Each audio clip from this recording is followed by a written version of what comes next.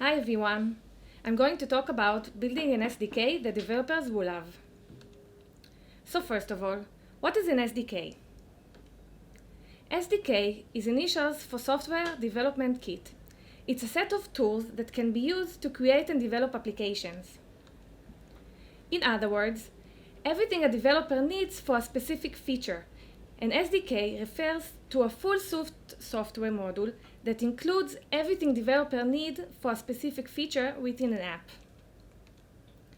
So a little bit about myself. I am Tzufit Lifshitz. I have 8 years of experience in software development. Over the past 4 years, I've been working at Taboola on the SDK that runs on thousands of devices.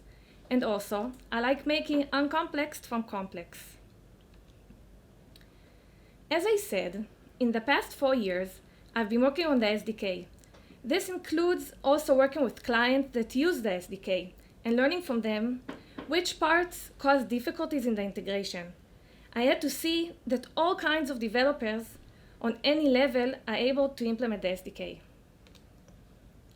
I followed the implementation of the clients and saw that there are too many steps and things they need to remember during the implementation of the code, which caused a lot of mistakes and misses. By mistaken or missing one part, the component the client is trying to create with the SDK won't work, and sometimes even the application of the client can crash or not work well. And those can also hurt many of the business models of the application that is based on the SDK. And that's why when building the SDK, we need to make sure all of the steps are clear. So after I worked with the clients and learned how to make the implementation of the SDK easier, I want to show you some of the changes I made in the SDK.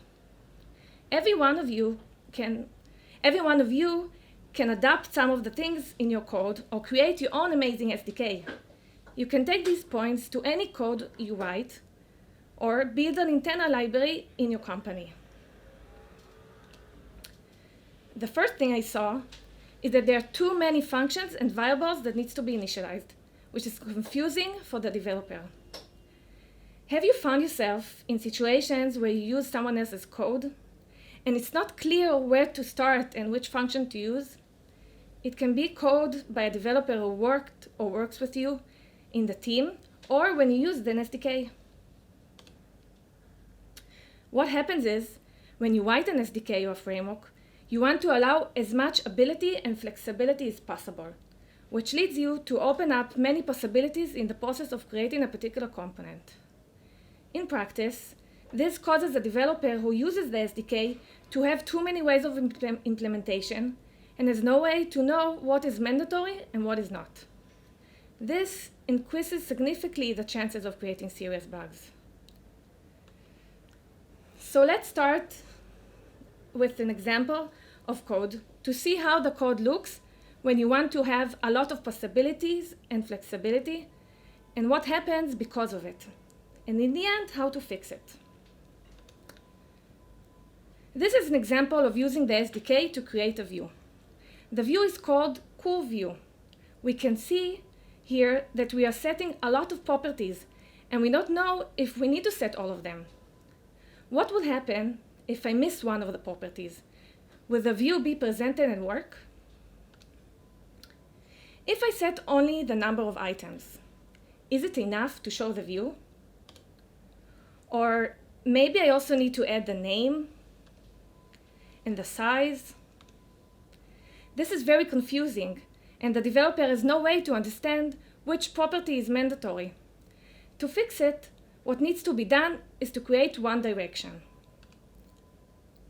In the process of planning the SDK, we need to decide and understand what are the steps that have to be done to make the feature work. Which of the properties are mandatory and must be set by the developer that uses the SDK, and which of the properties we can set by default inside of the SDK. And give them an optional function that the developer can decide if he wants to use. Or in simple words, we need with few lines to first have something working as fast as possible and as simple as possible. And only then let the developer change the behavior according to to the customization he wants.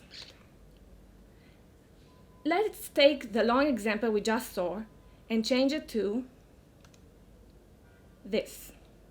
We can see here we are creating the cool view only with one line and only with the mandatory properties in the constructor. The rest of the properties that are missing here and we saw before are set with default values inside of the SDK. This makes the implementation much easier and with only 2 steps. And if the developer wants to change the default behavior, he can set the properties. You can see here that he sets the color, the size, and the is lazy load, but all of them are optional. But even by setting the properties only in the constructor, the developer will get a view that is presented and working simple and fast. In some cases, the developer will want to use the SDK to create multiple components.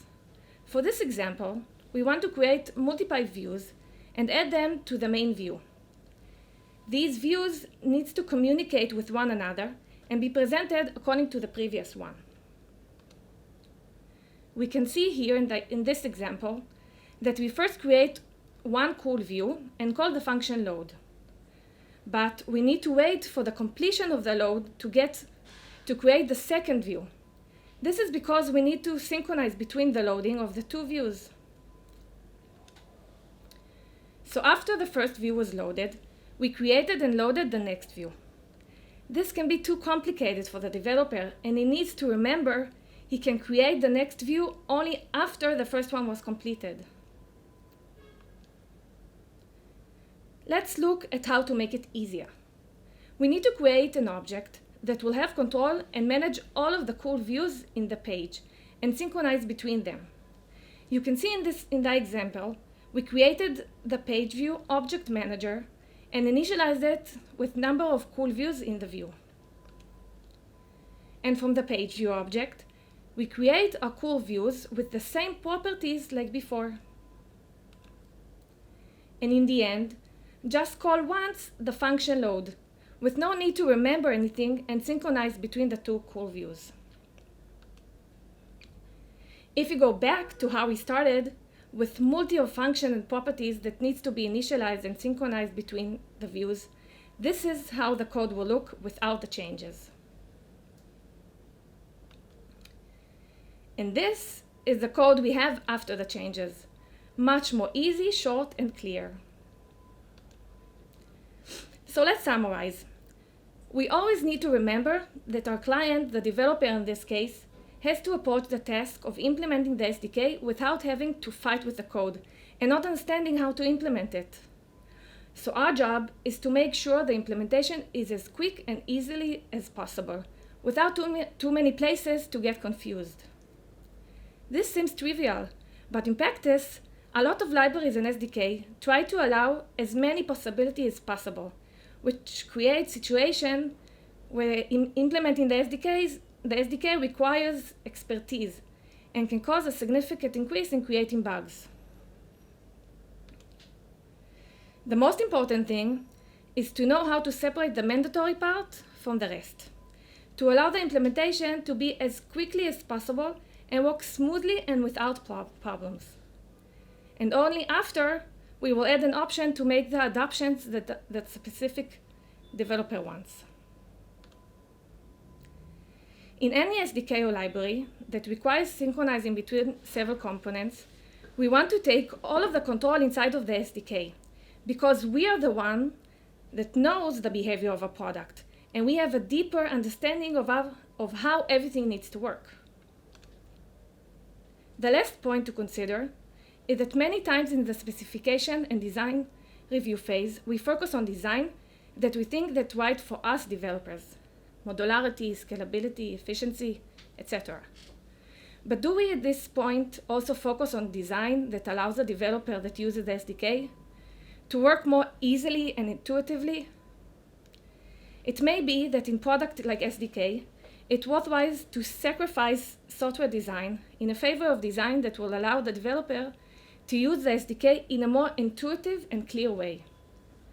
From my experience, the more you stick to these principles, the more it will serve you in the future and save you customer support.